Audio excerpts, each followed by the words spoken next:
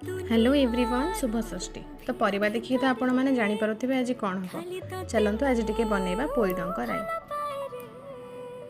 तो कड़े मुझे पकईली तेल रे पकईली फुटण पकईला पियाज पकई भाजीदेली। पियाज भाजी हो सारा पकईदेली सब कटा जाइथिबा परिवा जेमती जह्नी कसी बोईतालु आलू बैगण बस सेतिकी किछि लुण पकईकी हलदी पकई घोड़े देली सिझापी परिवार ही ऑटोमेटिक पानी बाहरी पड़ो तो से ही सी अधा अधे सिझीज तापर टिके सिझी आसला बेलू तादेह बटा जाइए मसला जमीक सोरिष जीरा पोस्त रसुण ताकू पकईदेली एवं काश्मीर चिल्ली लंका गुंड अल्प टिके पकईली कलर आसवाई भलसे घोड़े सिझापी छाड़देली। किसी समय पर तादेह पोई पत्र ऐड करदेली।